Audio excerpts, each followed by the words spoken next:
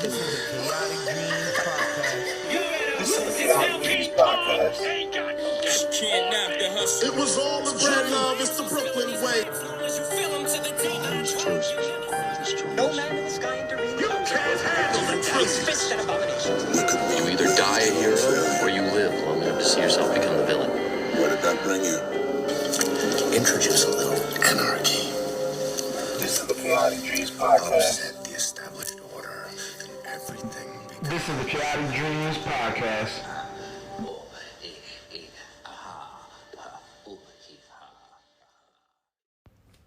Ladies and gentlemen, welcome to the Kayatic Dreams Podcast. And today I'm bringing you my spoiler-filled Wonder Woman review. So you have about maybe 5 seconds to avert your course from this podcast. But nonetheless, the Wonder Woman review. So this has been something that I've been sitting on. Obviously, it came out on Christmas Day. It's now Monday. I let the weekend pass. I watched the movie a few times, and I got to see a lot of comments online, how people are taking to the movie or not taking to the movie. So, my initial thought on the first run, it was a good enough film. Was it this epic that you can compare to like a Endgame or a Batman versus Superman, something on that scale? No, it wasn't. And it wasn't supposed to be that. And that's what a lot of people are failing to understand. This wasn't a Justice League movie. This was a Wonder Woman movie. This was based on her character. And this movie was much more in tune with her motivations, her principles. What shapes who Wonder Woman is. In this, especially in this universe, the DCEU, Wonder Woman is the beacon of hope that, the rest of the Justice League and people who are around Diana seek to for that optimism, for that encouragement, for hope. Usually that Superman is, still building up in this universe. We only got the mixed reaction of the world view in Batman versus Superman. We haven't really seen the fully realized version of Snyder's Superman yet. We'll see that in March with the release of the Snyder Cut on HBO Max. So this was very much, a Wonder Woman thing. And Wonder Woman has been around for over a century. She's a god. She doesn't age. She's been around for generations. And in the first film, she was exposed to the world in 1930s, First World War. This was a very much an introduction to her world. People gravitated to that film because, I'm seeing it was more action oriented. It was a better story altogether. The first Wonder Woman suffered probably the same minor things that this movie suffered. Some parts of the CG, other than the visuals, generally were amazing. Certain parts of the story tonally were different. In the first movie, it was the end battle. And in this movie, for me, was not necessarily the first intro, because there's 2 intros to this movie. So let's start from the very beginning. The movie starts off with Diana introing us with voiceover and taking us back to Themyscira. Now, people online and a lot of people who watch the movie who are on the negative end, the negative spectrum of, the reviews for this film, are saying the Themyscira bit was pointless. It took up time. Well, this was about, maybe a 5-minute, maybe 10-minute segment. Let's see. I'm also putting the film while we review. So, this scene is already over at the 10-minute mark. Pretty much. The 11-minute mark, it's already in the next phase of the movie. So the first 10 minutes of the film open with a great scene of her roots. What is Wonder Woman if she doesn't explore her roots? That's the mythology of this whole universe when it comes to Earth. Everything stems from the legacy of Wonder Woman's characters. So people should actually be more appreciative of this. Not only that, the whole purpose of this was to set up the lesson and the theme of the entire film, which was truth. Diana's going through her, athletic competition or whatever the case may be. Now, people saying that's a plot hole in itself, that that in the first film, her mother didn't want her training to be a warrior or whatever. This wasn't warrior train. This was pretty much a sporting event. Why wouldn't she try out for it? Or why wouldn't she do it? It's not a major plot hole. I mean, I see people's grievance towards it. You can take it how you want to take it. This is how I interpret it, pretty much. And even if you want to go the road that this is a plot hole, Zack Snyder himself said it in pre-interviews of Wonder Woman that you guys can take this as part of his universe or not take it as part of the universe. At this point, the DC universe is actually a multiverse. So this can easily be a part of the accepted Snyderverse canon or not. But this to me, I took it as a part of the universe for reasons we'll continue, I'll say, going down the line. But, people's big gripe with the Themyscira bit, they're saying it was pointless. I disagree. I actually love when they go back and they show Wonder Woman's roots, the history, the mythology. I love all that Greek mythology personally. So, it's a extra added bonus for me personally. Not only that, it tells a story of a warrior that they look up to. And that the story of her was pretty much when Wonder Woman's mother got the Amazons free in that battle against man. They had one warrior who stood in golden armor and defended all against the entire army while the rest of the Amazons escaped. This was somebody who was like a beacon of truth, strength, and what the Amazons represented. So that helped shape the theme throughout the movie. So the next part of the movie is pretty much where we get kicked into where Wonder Woman's at in 1984. We fast forward from her youth to that time frame, and I like the colors. I like the atmosphere. They really represented the 80s really well. My only gripe would be maybe some 80s music, actual 80s music here and there. Like they had some sound, some sounds played throughout that reminded me of the 80s, but no specific licensed tracks that would bring you back into that time frame. But overall, they did good with the time frame that they portrayed. So the intro felt very Jeff Johns. Instantly, that this is a Jeff Johns intro. The first intro, I can definitely see that was a Patty Jenkins influence. Maybe Zack Snyder produced, which is one thing people got a misconception. The haters, you got Zack Snyder's environment. First of all, the reason Zack Snyder has a producer credit is because he cast the entire Justice League.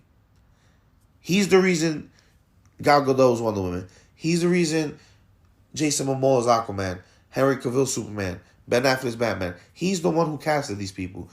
He's the one who inspired the look of the universe. So he's going to get a producer credit whether he wrote or shot or did anything himself or didn't, he's going to get a producer credit. So people, this was a Patty Jenkins and Jeff Johns collaboration. And you can tell where Jeff Johns' influences are and where Patty's influences are. And honestly, I loved all the Patty influence scenes, but the Jeff Johns scenes, I feel, is the aspects where people are really fall off with the movie or don't like the shift in tone of the film. So the Jeff Johns influence scenes, easy. From the beginning, the influences from the Donner era with the Superman in the 80s, they were trying to pay homage to, the early Superman films and stuff like that. It was slightly cheesy. Admittedly, slightly cheesy. But did it make or break the film? No, it didn't break the film for me. And a lot of people just watch these movies. I feel like at this point, when they see a DC logo, they instantly like, this is going to be trash. I'm just going to watch it just because this is a superhero movie or there's nothing else to watch. But these haters go in with the already negative mindset and ready to tear down the film. Go into these movies ready to enjoy them, ready to just absorb the material for what it is, not what your expectations are. Because a lot of people's expectations on these comments and these forums are ridiculous. And I'm going to use one of my friends as an example later on. But did this part of the movie make or break the film? No. It was like, okay, Richard Donner-esque feel at this point, a little homage to the old DC films. That's cool. Do you need it though? Not really. How many movies are we going to have Richard Donner nods? How many movies we're going to have going forward that are going to, give Easter eggs towards that era? That era is long gone. Look at the medium we're in. Stop giving nods to the people who are in their 50s, 60s, 70s that enjoyed that Superman and realize that the tonal shift around these comic book characters and their motivations and the things that they deal with and the world that they live in now is completely different. And that's one thing that I kind of would give a credit for this Richard Donner thing, because in the beginning, in Wonder Woman's introduction, she says that it reminds her of a time, her childhood reminds her of a time when the world was full of, hope and, I forgot the exact quote, but pretty much the time when the world seemed like, it was a treasure, like there were things that you were looking forward to and hope and happiness pretty much. And then you see this Richard Donner-esque thing, and then the tonal shift throughout the film. When you get to the Patty Jenkins parts of this movie, you see the world for what it really is. That, people's motivations and their desires and their choices really shape and impact each other, and how that's what the movie is about. It's not about who's Wonder Woman punching next, who's what caravan, what army, what fleet, what big supernatural element, what city's gonna get destroyed. This wasn't that. This was about the principles that shaped Wonder Woman. By the time she gets to BVS, she's already somebody who's has her principles in line, who is a leader, who can be a potential leader for the team, who has faced her enemies, who's a warrior that can face doomsday and smile, look forward to the challenge, That's what people are missing out. They came in here thinking that this was going to be a 2.5 hour, 2 hour and 20 minute slugfest. No, they gave us character development, which is something a lot of these haters complain about. Character fucking development.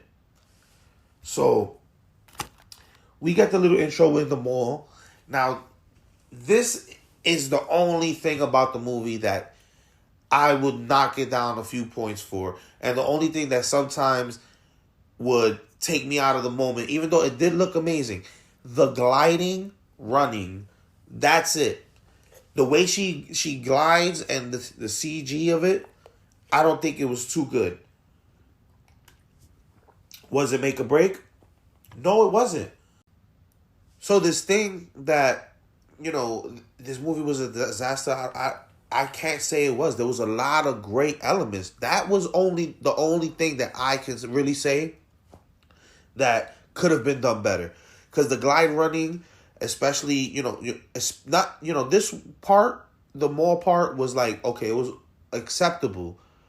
But it was really noticeable in the Egypt scene when she's, trying to track down the whole catalyst of this film, what's enabling everything to happen.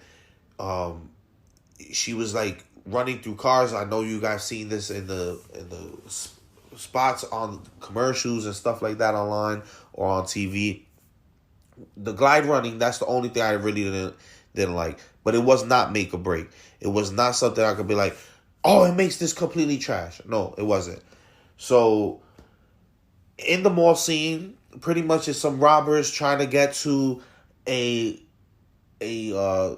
black market seller that is selling things, artifacts and precious items illegally in the back of their store. So they try to rob the place. Obviously it goes wrong. This part was, again, Richard Donner-esque, old school 80s film, cheesy. So it fell in line for that era. So I understand what they were trying to do. The rest of the film does not suffer from this. The intro, people will focus on the intro because I feel like the tonal shift from the Themyscira scene to the mall and the fact that they focus on paying too much homage, this part felt like Jeff Johns. And the reason I say, because I've been watching Stargirl, and this felt like a scene right out of Stargirl.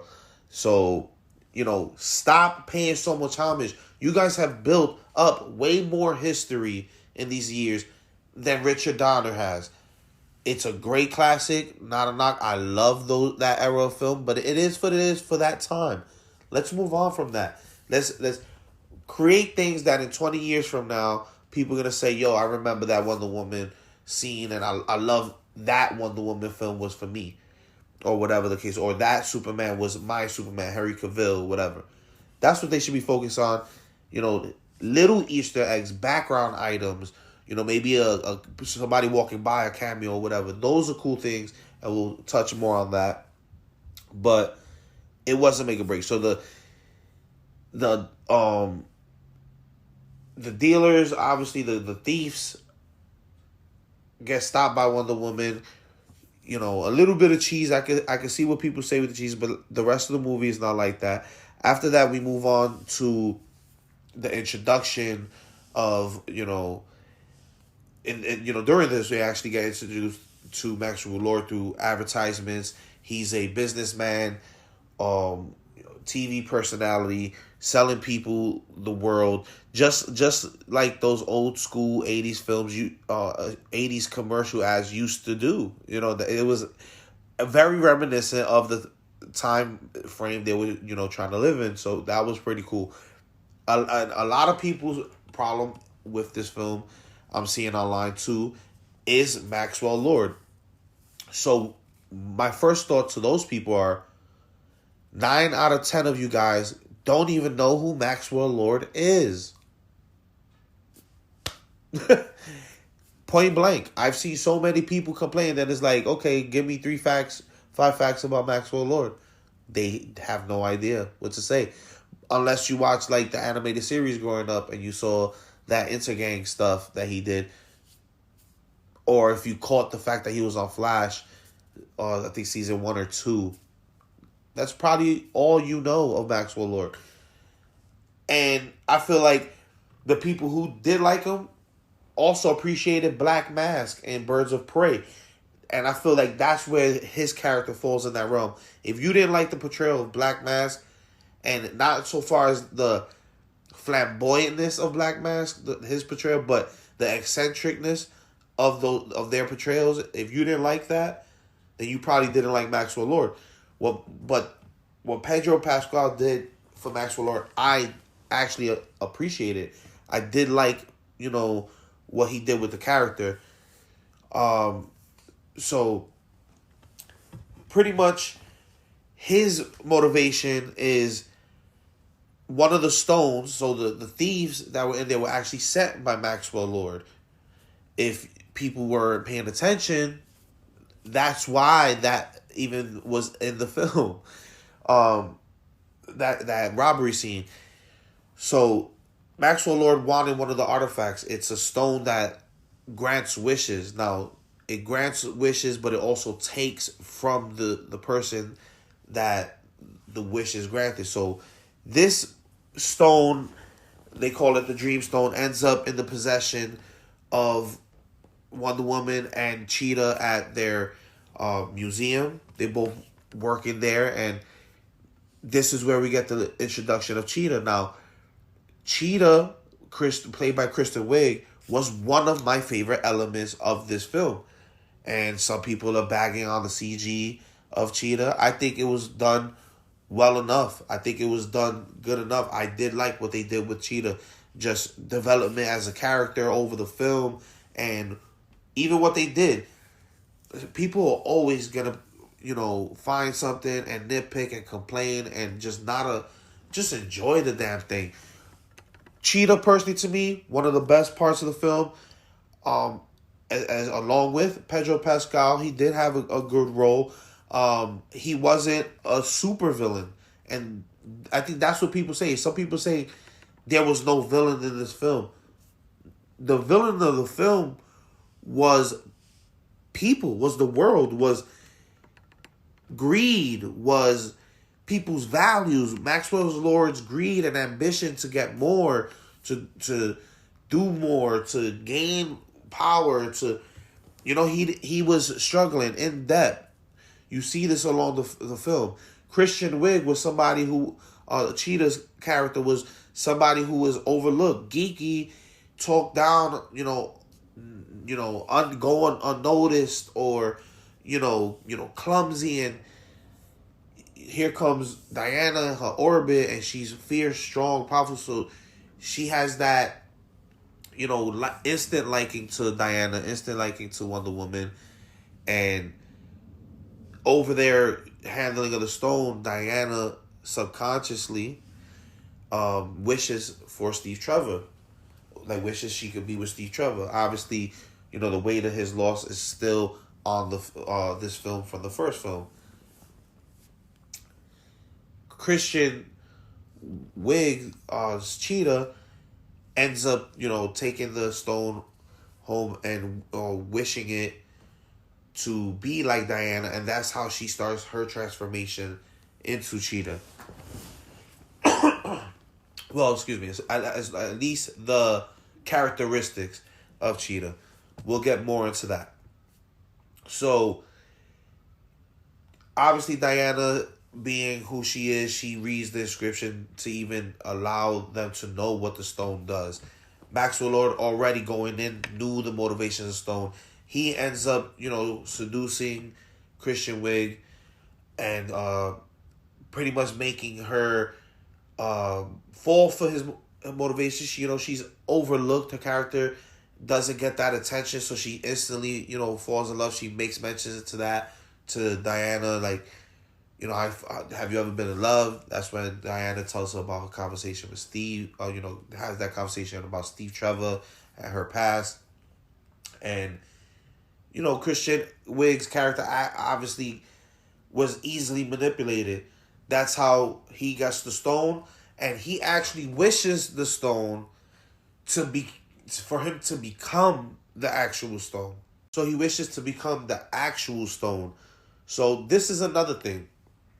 People are like, that there's a meme going around. Oh, why don't they just wish him to stop doing what he's doing? So when Wonder Woman and Kristen Wiig made their initial wishes, it was with the actual stone. Any wish that would have been granted from them would have been new, because Max never granted them wishes. That Cheetah, throughout the film, she starts turning bad.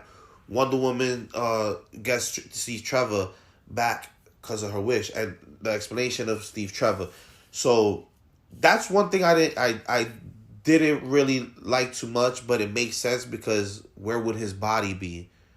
He's been dead for how many years? So the wish actually brought Steve Trevor back in someone else's body, but Wonder Woman could actually see Steve Trevor. Everyone else saw this other person. So if they wanted to explain, his body was gone, so they brought back his spirit, that makes sense. And Wonder Woman wishing it, so she was the only one to see Steve in this man's body. That was the route they went. I could see people's, frustration with that, but it's not, again, is that make or break? Is that really? How many films have we seen that were on made, wishes or things happen with magic? And that's another thing. The world of Wonder Woman is completely filled with magic. So people trying to scientifically explain things away, it's like, bro, you're dealing with a Amazon goddess who can do all these things with a villain that can grant wishes and another villain that eventually becomes like tiger character, pretty much.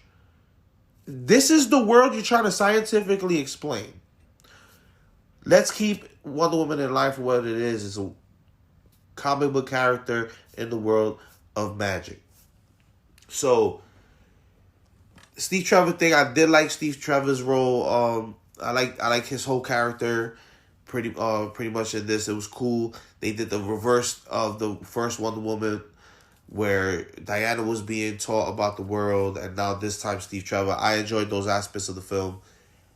And we move along. The rest of the film is pretty much her and Steve Trevor trying to figure out about the stone, the motivations of Maxwell Lord. Cheetah starts getting the attention she was seeking. Starts getting stronger. You see her shift into a dark path. A person who, had approached her early in the film, trying to, catcall her, ends up getting an ass whooping of a lifetime from her. She starts drifting into darkness. Wonder Woman's wish ends up taking her powers away.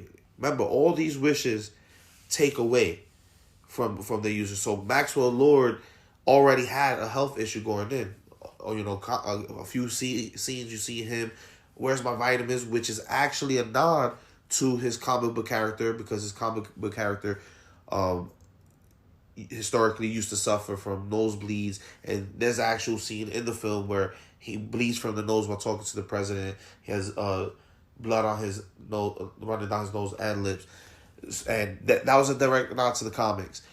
So the stone starts taking away from his health. Not only that, his son.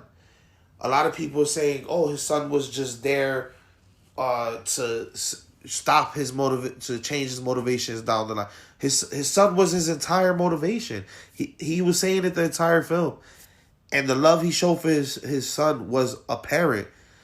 Oh, he was upset. I see the comment, "Oh, he didn't even want him for the week." No, it was that he was making hundreds of moves. The entire point was so his son could look up to him. He could have something in life. They could have a legacy. They could have fortune. That was Maxwell Lord's motivation throughout the whole film. So it starts taking from himself. It starts taking away from his son. At one point, his son tries to use his wish, and he pulls away. Use a wish for his father, and he tries to pull away. And says, "No, don't use your wish for that. You have to do something that, we represent pretty much like a legacy." He's trying to leave something beyond him,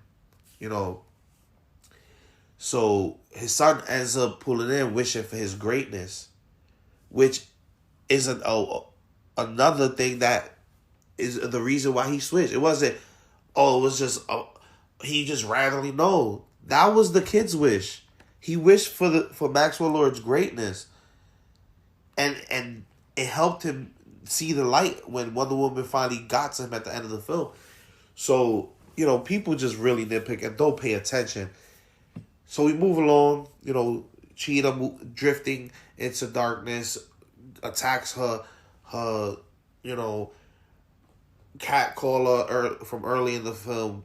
Maxwell Lord is chasing different gas companies and, political power across the world. Wonder Woman has Steve Trevor. They try to solve all this situation out.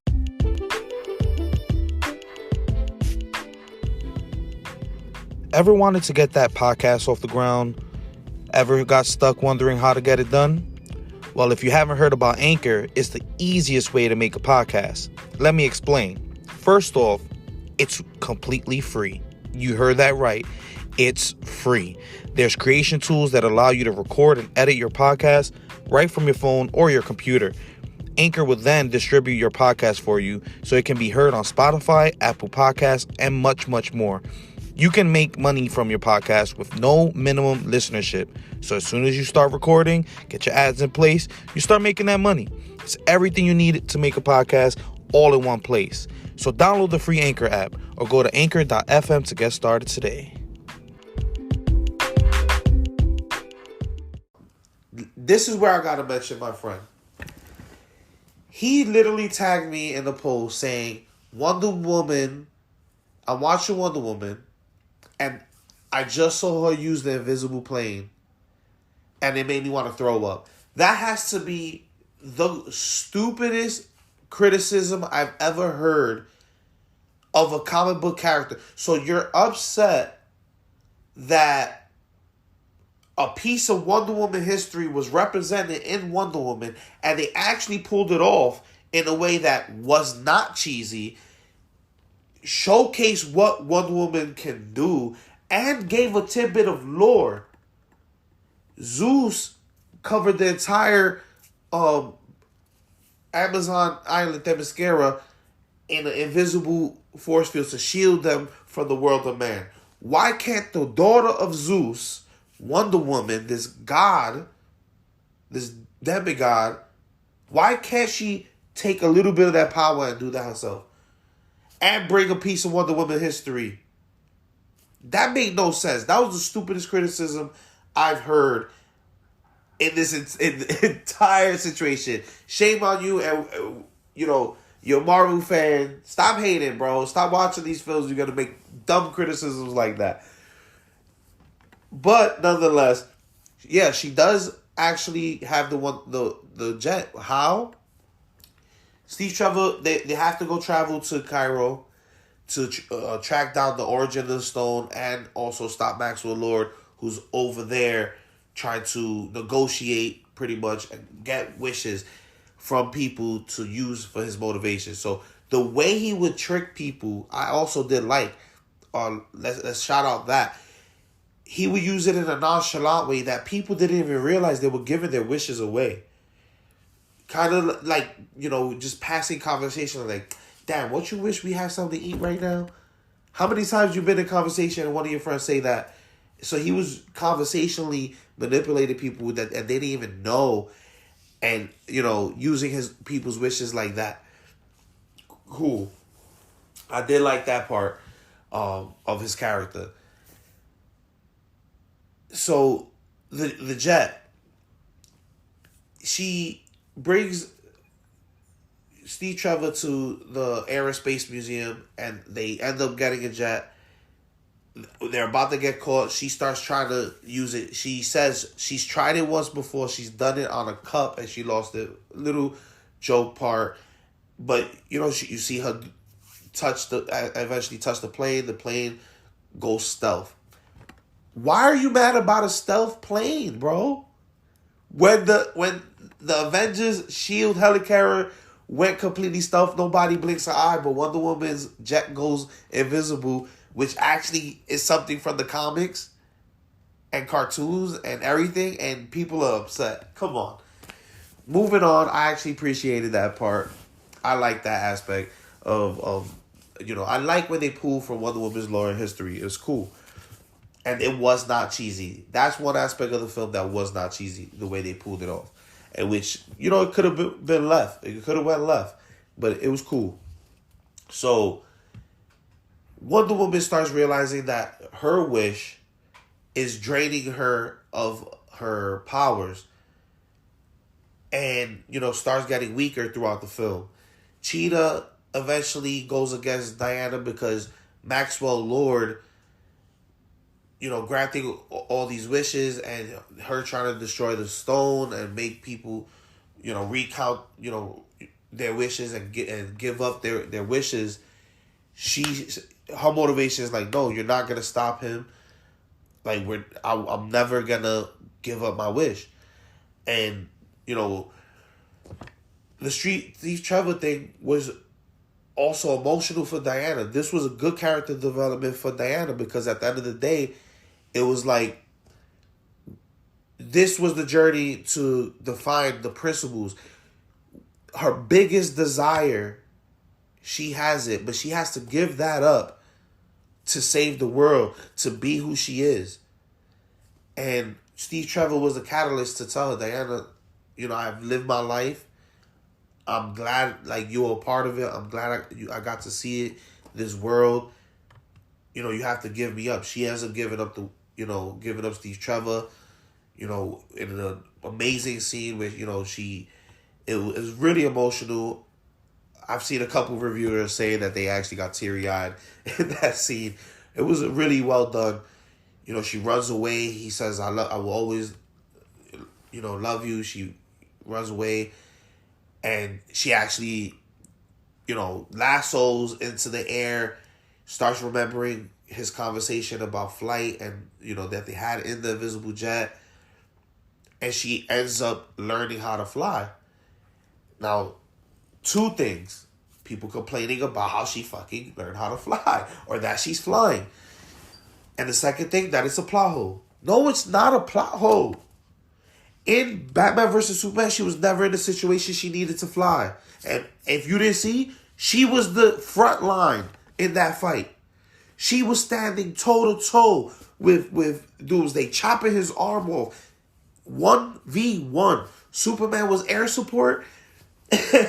and Batman was pretty much, a secondary, a third line of defense with his grenade. She never was in a situation she needed to fly up. Superman did that. Flew with him in space. Why would we see it again with Wonder Woman? So she was never in a situation. And with this Justice League, we don't know what direction Zack took it. We haven't seen it. I would no longer count Justice League. So I'm not even going to mention that. And even in that movie, no reason for her to fly. But nonetheless, I liked it. It was a nod to her comic book history. Wonder Woman can fly in a lot of iterations. That is canon. Why do people complain? I think they complain because they're ignorant to the history, ignorant to who these characters are. If you grew up on Marvel, your thing was X-Men, your thing was Spider-Man, and those characters, that is cool. I grew up on those characters as well. But don't judge this world based on your views of that world and thinking what this should be without knowing what this world is. And that's really the problem with all these critics and all these reviewers. They can't call it like it is. They can't tell an open, honest opinion without letting other people's opinion manipulate. They like to join the wave and join the crowd and be a part of the hate wagons or whatever the case. I love DC. I love Marvel. People really need to take it for what it is. So far, like I said, the only problem I have was the CG with the gliding sometimes. It's really my only complaint. And it's not even a complaint because it's like, okay, it's cool. I'm a long-time fan. I grew up on the Donna cuts and stuff. Was, the heavy homage to that in the obvious Jeff Johns intro. But know these characters. The lore, everything, know it before you comment on it or before you complain about it being included in the films. So, we have this great scene that she's running away from Steve Trevor. She learns how to fly. Definitely nice imagery. She, kind of rejuvenated. At this point, Cheetah had already whooped her ass, was already on another level, and this was before she did her final transformation into the cat-like Cheetah that we all know from the comics. And this is the point where people misunderstood too. She wished with the original stone. Her first wish was the original stone. She never gave up her wish. She said, like Zod in Man of Steel, she said straight up, I would never give up my that was her motivation. I would not give this up. This new life I have, I'm popular, I'm strong, I'm fierce. I'm not giving it up. So when she defended Maxwell Lord, when Wonder Woman tried to get at him, Wonder Woman knew she needed to come at her stronger, which we'll get to. And this led to the second wish. Cheetah asked Maxwell Lord appreciated her loyalty in defending him, and he asked her what she want. He's feeling generous, and he won't even, I guess, violate or take nothing from her. She pretty much said, I want to be like nobody else. I want to be, strong. I want to be whatever. And she becomes the Cheetah down the line. How does that not make sense to y'all guys? Two different lines of wishes, two different situations. One with The Rock and one from Maxwell Lord. Did you guys miss that, the haters? Did you guys miss that? Is this movie perfect? No, it's not perfect. But is it trash and horrible and disgrace? No. Honestly, I give this movie about an 8 out of 10. And it took it down those notches for the reason I gave. But the two-wish thing, why would Wonder Woman, after just losing Steve Trevor for the second time, giving up her wish, the whole point of truth in what you do, the truth is you have to move on from Steve. You have to give him up to save the world, to get your powers and be who you are, to continue being who you are. That was the lesson in the opening of the movie, Aunt Themyscira, truth. A real warrior stands with truth. That was the lesson in the legend. I forgot who the character was. The legend, the name of it, with the golden armor. But that was the whole lesson coming full circle. Why was she then, knowing all this, finally realizing the lesson, realizing that the wish is taking from the world, seeing how the world's governments are crippling, there's nuclear war about to happen, there's the economy's collapsing, people are dying left and right, people are wishing harm on others or wishing for selfish things that's collapsing the world around. Why would she now take another wish? Explain that. Why would she now take another wish? And then from Maxwell Lord, the person she's trying to stop. People, nitpick the right way. Nitpick the right way. So,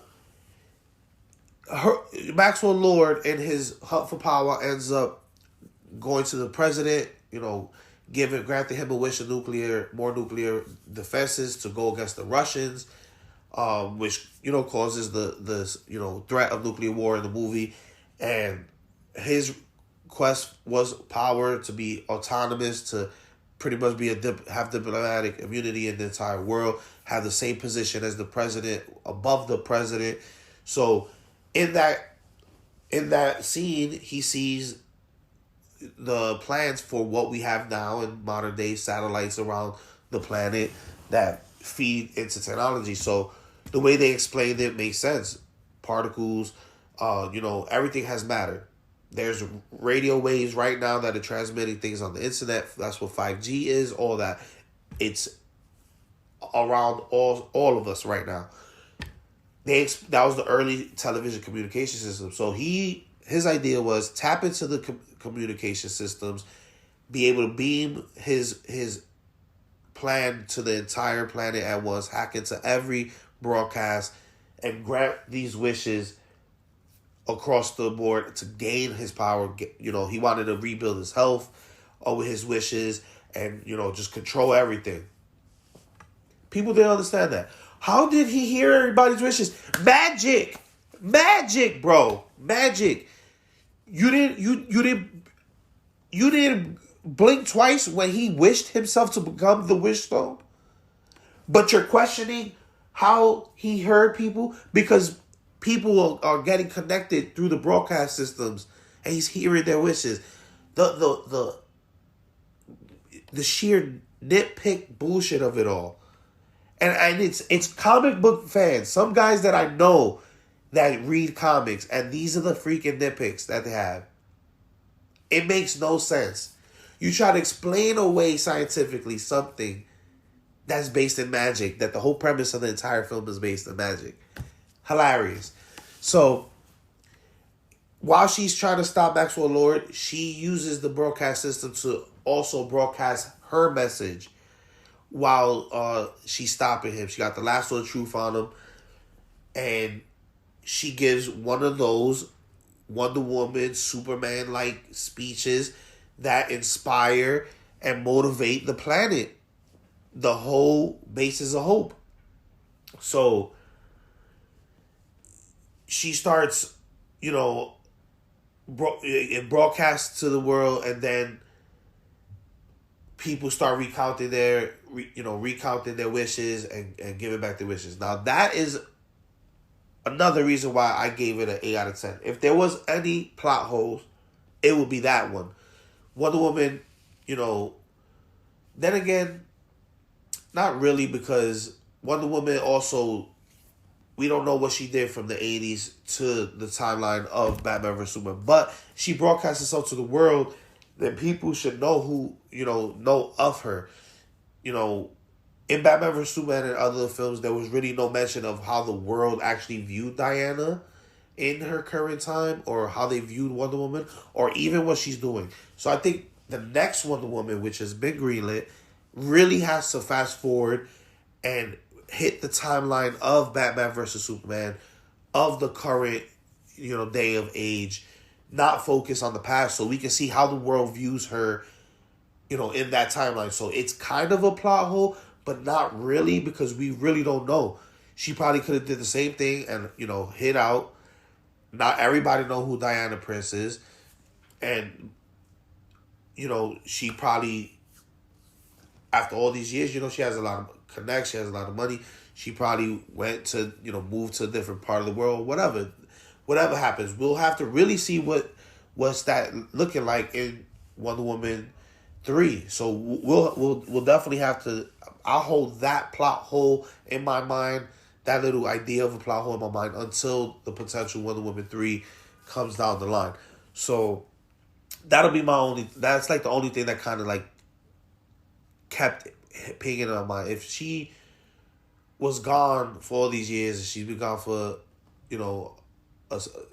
she hit herself for almost a century, like Batman says, how come people didn't really, he didn't really mention that? I mean, he probably would have been a kid.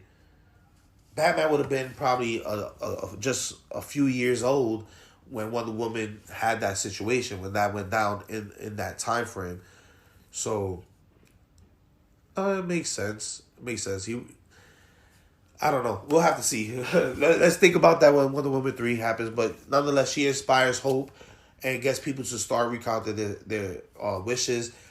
What I did like, I don't think Cheetah recounted her wish. She was, still in what looked like Cheetah form, still looking distressed by the end of the film, while everybody was recounting her wishes. I think she's definitely going to come back, and I think this is a good chance.